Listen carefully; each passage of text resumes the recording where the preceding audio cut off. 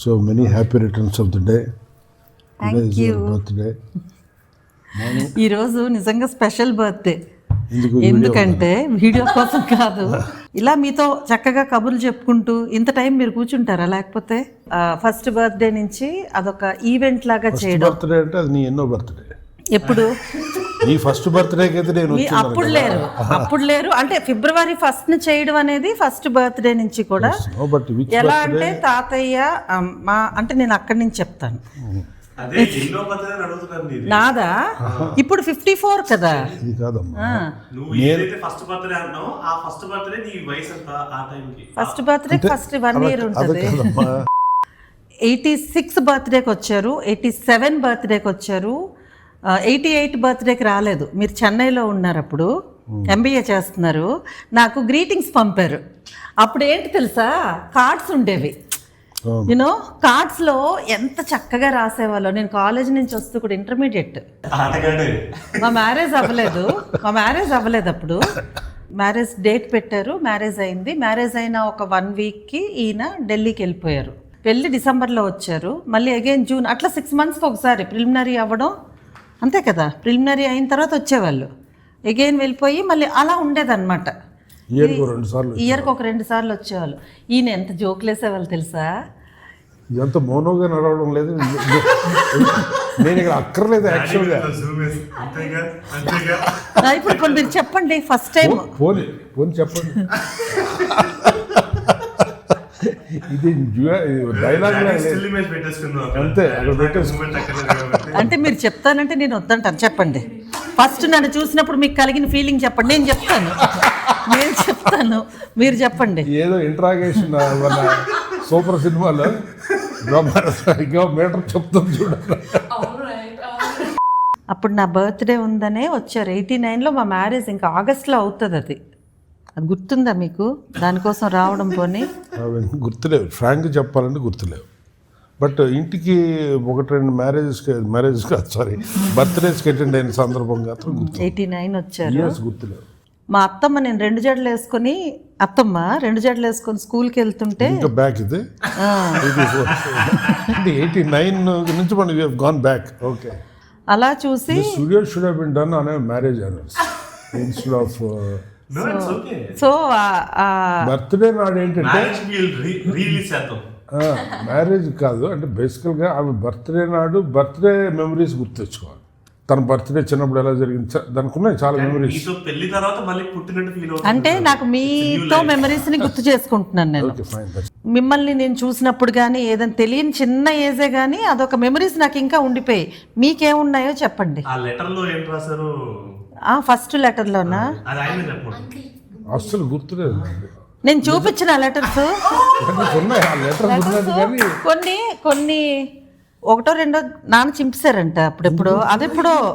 అదెందుకు చింపారో, మిగతావన్నీ ఉన్నాయి. ఎందుకు అంటే అదేమో తెలీదు. సో లెటర్లో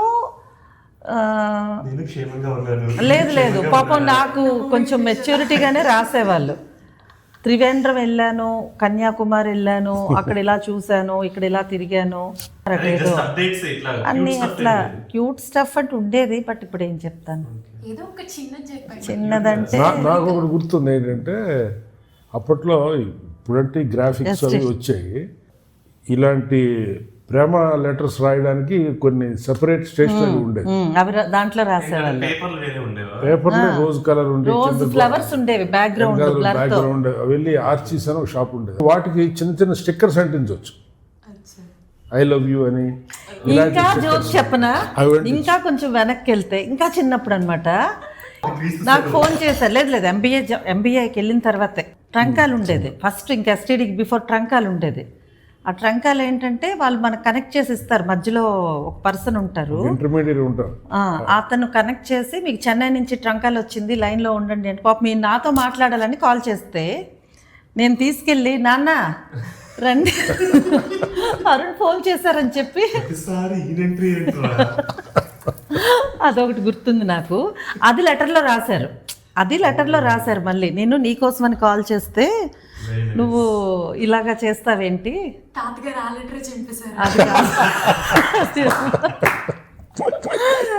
ఏమో గుర్తులేదు కానీ సో అలాగే నాకు కొన్ని మీకున్న మెమరీస్ని కూడా మీరు షేర్ ఇప్పుడు మీరు చెప్పారు గుడ్ మంచి పేపర్ల మీద రాసేవాళ్ళు నీట్గా మంచి ఇంగ్లీషు అప్పట్లో మనకి ఏంటంటే ఆ ఇంగ్లీష్ని చదవడం ఒక ఇంట్రెస్టింగ్గా ఉండేది ఆ ఇంగ్లీష్ అర్థమయ్యేది అంటే డిఫికల్ట్ వర్డ్స్ ఉండేవి కాదు వచ్చేవి కాదు వచ్చిన లాంగ్వేజ్లో అవే రాసి చెప్పు. నేనా నేను రాసేదాన్ని నేను బాగున్నాను మీరు బాగున్నారా మీకు గుర్తుందా అదే అదొకసారి అన్నారు కూడా నేను రాసిన లెటర్ని అంటే పాపం ఫ్రెండ్స్ అందరికి చూపించారట అందులో ఏం లేదు ఫ్రెండ్స్ అందరికి చూపించాను అని కూడా చెప్పారు నాకు అది నెక్స్ట్ లెటర్లో రాశారు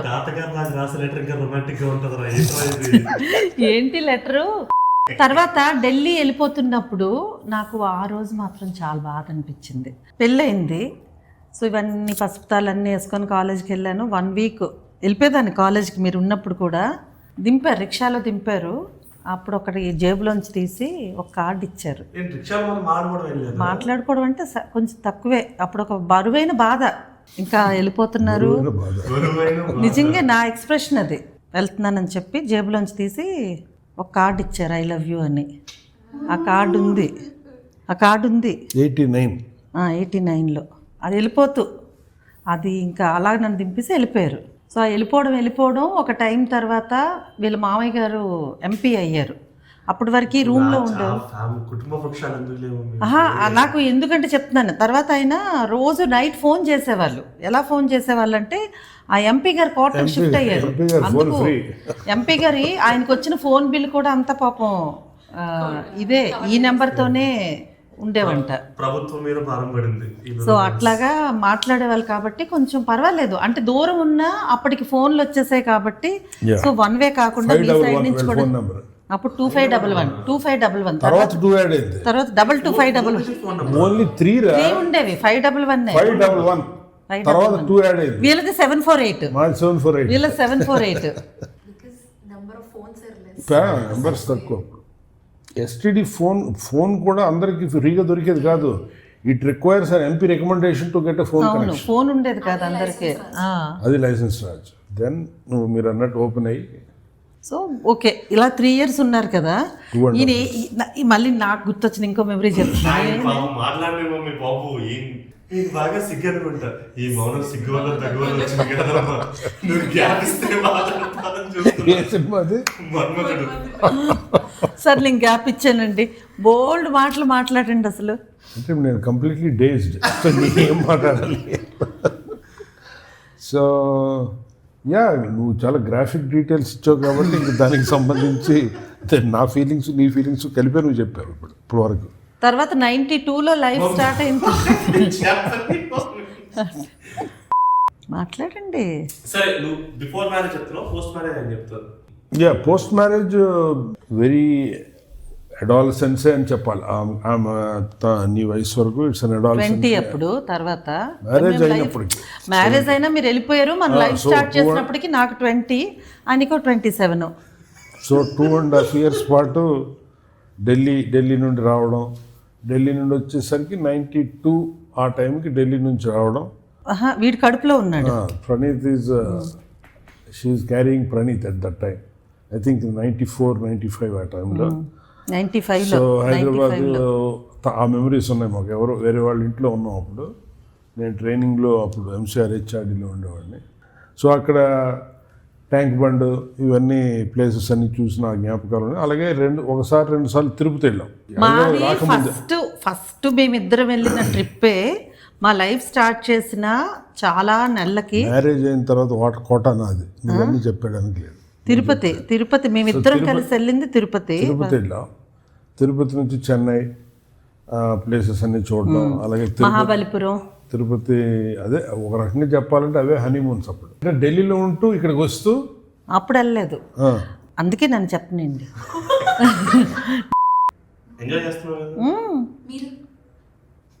ఆమె ఎంజాయ్ చేస్తుంది నేను చేయాల్సి వస్తుంది అలా కాదండి మీకు మన జ్ఞాపకాల్లో ఇవే ఉన్నాయా ఏంటున్నాయి మీకు ఇంకా మెమరీస్ మన ఇద్దరికి సంబంధించి మెమరీలు కూడా నువ్వే చెప్పావు madam so yeah we had good memories మంచి క్వశ్చన్ కావాలి అదే that was my first question ఒక డిస్టింక్ట్ మెమరీ ఏదైనా గుర్తున్నది చెప్పండి అంటే ఇది వియర్డ్ మెమరీ తను చెప్పడానికి ఒప్పుకోదు, బట్ మేము చాలాసార్లు దీన్ని షేర్ చేసుకున్నాం.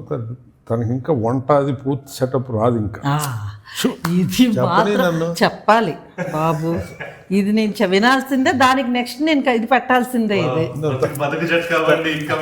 తను వెర్షన్ కూడా చెప్తారండి. తను మేము కలిసి ఫ్యామిలీ స్టార్ట్ చేయకముందు నేను ఒక్కడనే ఉండేవాడిని. అప్పుడు నాతో పాటు ఇంకొక అబ్బాయి ట్రైనింగ్ అవుతూ ఉండేవాడు, నా బ్యాచ్మేట్. సో ఆయన ఇంటికి అప్పుడప్పుడు నేను భోజనంకి వెళ్తుండేవాడిని. సో మేమిద్దరం ఫ్యామిలీ పెట్టాం కదా అని చెప్పి యాజ్ అ రెసిప్రకల్ దీనికోసం వాళ్ళు భోజనానికి పిలుద్దాం అని చెప్పి assuming that Sridevi can cook well అన్నీ అని చెప్పి మార్కెట్లోకి వెళ్ళి చేపలు, ఫిష్ మార్కెట్ అన్నీ చికెన్లు, మటన్లు అన్నీ పట్టుకొచ్చి పెట్టేసి మీరిద్దరు కుక్ చేసుకోలేదు. ఏవో ఇంట్లో మామూలు నార్మల్ కుక్ చేసుకుంటున్నాం. కొన్ని డిషెస్ వరకే తనకి వచ్చు. అంటే ఎవరైనా ఫ్రెండ్స్కి రిలేటివ్స్కి పిలుస్తూ 2-3 రకాల కర్రీస్, నాన్ వెజిటేరియన్ ఉండాలనుకుంటాం కదా, పిలిచాను. చూస్తే వంట చేసి పెట్టేస్తాను. నేను చెప్తాను అదేంటి నాకు రాకపోతే ఏం చేశానంటే, పైన ఓనర్స్ ఉండేవాళ్ళు, ఉప్పు లేదంటే నేను చేయలేదు బేసిక్గా. అదేంటంటే నేను చాలా చిన్న 22 ఇయర్స్ నాకు అప్పుడు,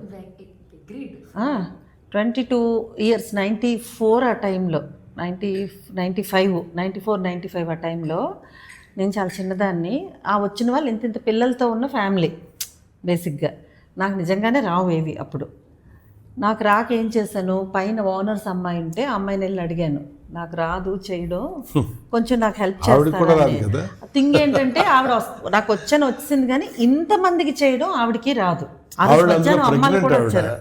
ప్రెగ్నెన్సీలో ఉంది నేను కదా ప్రెగ్నెన్సీ, ఆవిడ కూడా కూర్చొని నీకు డైరెక్షన్స్ ఇస్తుంది. ఆవిడ ప్రెగ్నెంటే, నాది ఇంకా ప్రణీత్ ప్రెగ్నెన్సీ ఇంకా కన్ఫర్మ్ అవుద్ది, ఇంకా కన్ఫర్మ్ అవ్వలేదు, అవుద్ది ఇంకా నెక్స్ట్ మంత్ ఎప్పుడో కన్ఫర్మ్ అవుద్ది. అంటే ఇంకా మనకు ఆ ఇది ఉంటది కదా కొంచెం. సో ఆ టైంలో పైన ఆవిడకి రాదు, వండింది చూడమ్మా, ఇంకా ముద్ద బిర్యానీ ముద్ద వాళ్ళు వచ్చారు. ఆ రోజు మీకు ఇంక గుర్తుందా, అమ్మ, నాన్న, ప్రసన్న కూడా ఆ రోజు మధ్యాహ్నం వచ్చారు. అప్పటికి అయిపోయింది, మీరు మరి ఇప్పుడు లైవ్ లో వద్దులేండి. సో అవంతా అయ్యాక వచ్చారు వాళ్ళు. సో థింగ్ ఏంటంటే బ్యాడ్ ఎక్స్పీరియన్స్ అది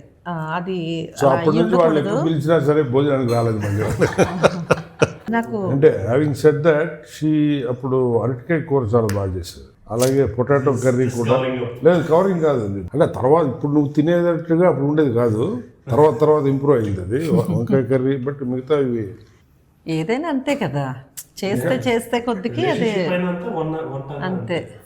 బట్ ఒకటైతే నేను చెప్తాను ప్రణమ్మ, అంటే ఇద్దరికి వైఫ్ అండ్ హస్బెండ్కి ఆ నటన ఉండకూడదు. ఫస్ట్ నేను ఎవరికైనా చెప్పేది అదే, నటించడం అనేది ఉండకూడదు, రియాలిటీ ఉండాలి. రియల్గా ఒకరి పట్ల ఒకరికి ఇష్టం ఉండాలి. ఏదైనా తట్టుకోగలుగుతాం, ఎదుర్కోగలుగుతాము అనే ఒక భరోసా ఉన్నప్పుడు నిజంగా సమస్యలు వచ్చినా సరే మనకు ఆ సమస్యలు ఏమీ చేయవు. అది ఇలాంటివన్నీ కూడా నాకు ఉన్నాయి. బట్ ఓవరాల్గా ఏంటంటే ఏ విమెన్కి అయినా సరే హస్బెండ్ అనేవాడు ఒక ఆ క్లోజ్ ఇది ఉన్నట్లయితే ఎలాంటి సమస్య వచ్చినా దానికి భగవంతుడికి మాత్రం నేను థ్యాంక్స్ చెప్పుకుంటానండి. Thank you so much. చాలా సమయాల్లో, ఎందుకంటే అందరికీ తెలుసు మాకు చాలా టఫ్ టైమ్స్లో, చాలా టఫ్ టైమ్స్ అనేవి మీ అందరికీ చాలా మందికి తెలిసిన టైమే, అందరికీ తెలిసిన టఫ్ టైం. అలాంటి టైంలో కూడా ఆర్గ్యుమెంట్ అయితే ఈ మొక్క చూపిస్తుంటా. చాలా థ్యాంక్స్.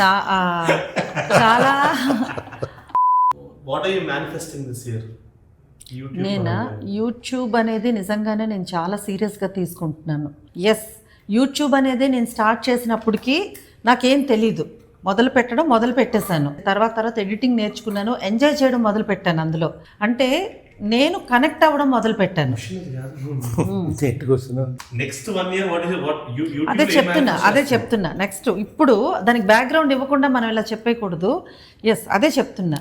సో ఇప్పుడు ఈ 5 years నాకు చాలా నేర్పించింది యూట్యూబ్. కాబట్టి ఇప్పుడు ఈ టైంకి నెక్స్ట్ 1 yearకి నువ్వు అడుగుతున్నావు కాబట్టి ఇప్పుడు నేను చాలా డెడికేట్ అయి చేస్తున్నాను.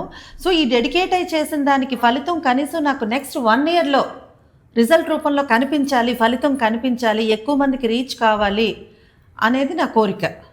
సరే, నువ్వు మమ్మీకి this is a great gesture actually. నువ్వు మమ్మీతో ఈ వీడియోలో ఇట్లా పాల్గొనడం నిజంగానే ఈ నెక్స్ట్ 1 year లో ప్రతిసారి ఇదే కాంట్రిబ్యూషన్ కాదు, బట్ ఇంకెలా నువ్వు మమ్మీకి ఈ జర్నీలో సపోర్ట్ చేస్తావు, because it means a lot to them. So ఇక్కడ నాకు ప్రణీత్ చెప్పింది ఒకటి గుర్తుంది ఏంటంటే ఎంజాయ్ ద ప్రాసెస్. అంతే, ఎంజాయ్ ద ప్రాసెస్. అదే నేను చేస్తున్నాను ఎక్కువ మందికి రీచ్ అవ్వాలనేది ఎడిషనల్గా బర్డెన్ పెడుతుంది. నువ్వేం చేస్తావు? నేనేం చేస్తా అనే దగ్గర ఏంటంటే ఇప్పుడు నాకు చెప్పాలంటే ఇది నాకు పెద్ద బర్త్డే గిఫ్ట్, నిజంగా చెప్తున్నా. మళ్ళీ ఇలా మళ్ళీ మళ్ళీ అడగొద్దా? అది కాదు, మళ్ళీ ఇంకా వేరే gift లేవు అడగొద్దా? అడగని ఎలాగా, అది మీకు తెలుసు. నేను చాలా అల్ప సంతోషిని, ఆ విషయం ఆయనకి తెలుసు. సో బెస్ట్ గిఫ్ట్ ఇచ్చారు. మ్యారేజ్ డే కూడా ఒక మంచి గిఫ్ట్ ఇలాంటిది ఎక్స్పెక్ట్ చేస్తాను. అది so continuation. So thank you అందరికీ కూడా నేను అంటే ఇంత చక్కటి అవకాశం ప్రణు కల్పించాడు. చూసిన ప్రతి ఒక్కరికి కూడా థ్యాంక్ యూ సో మచ్. అందరూ హ్యాపీగా ఉండాలండి, హెల్దీగా ఉండాలి, ప్రశాంతంగా ఉండాలి, స్ట్రాంగ్గా ఉండాలి, స్ట్రెస్ ఫ్రీగా ఉండాలి. ఇంకొకటి యాడ్ అయిందండోయ్, సక్సెస్ఫుల్గా ఉండాలి. ఇంకొకటి యాడ్ చేశాను అంతే. మరి మర్చిపోకండి, ఏం చెప్పాను, cameo entry. So first of all thanks to you. ఇంకో 40 నిమిషాలు అయ్యేలా ఉంది. Happy birthday. హ్యాపీ బర్త్డే చెప్తున్నాడు మా ప్రణు. వాళ్ళు స్పానిష్ సినిమా చూస్తున్నారా? నువ్వు దగ్గర సబ్ టైటిల్స్ డబ్బింగ్ చేసి చెప్తావు. ఈ వీడియోతో కొత్త బిగినింగ్ రావాలి ఛానల్కి అని, ఇంకా చిల్డ్ అవుట్గా, ఇంకా లేడ్ బ్యాక్గా ఉండాలని ఇప్పుడు మమ్మీ ఛానల్లో నాకు కూడా ఇట్లా మమ్మీ లాగే ఆశిస్తున్నాను, ప్రాధేయపడుతున్నాను, ఇట్లాంటి పదాలే వస్తున్నాయి. You had fun. నువ్వు అనుకున్నంత ఆక్వర్డ్ అయితే ఏం లేదు. అవునా? నువ్వు చెప్పాలి. నాగే అనిపించలేదు. మీకేమనిపిస్తుంది? బాగానే ఉంది. ఇంకా చిల్డ్ గా కూడా ఉండొచ్చు. మమ్మీ స్పేస్ ఇస్తే అప్పుడు ఇచ్చేస్తాను ఇంకా. సో నెక్స్ట్ నుంచి మేము ఒకటి ఏదైనా సిరీస్ లాగా అనుకొని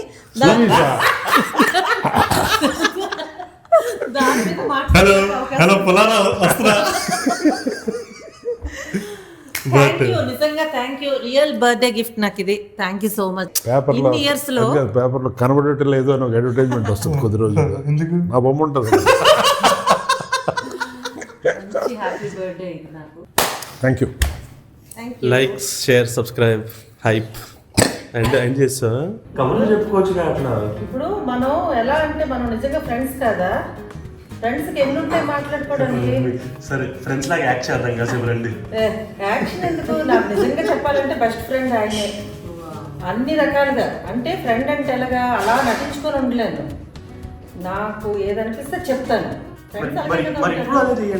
అదే నేను చేస్తాను అంటున్నాను, ఆయన కదా చేయాల్సింది, నాకేం లేదు. ఇప్పుడు నాకు ముందు బర్త్డే విషెస్ చెప్తారు. ఫస్ట్ హ్యాపీ బర్త్డే శ్రీదేవి అని ఫ్రీగా చెప్పాలి, చెప్పకూడదు. ఫ్రీగా చెప్పాలంటే డాడీ ఫ్రీగా డబ్బు ఇస్తారేంటి? రికార్డ్ అయిపోతుందా ఏంటి? చూస్తున్నా ఫ్రేమ్ పెట్టుకుంటా. లేదు చేయట్లేదు. చేయమంటే చేస్తా.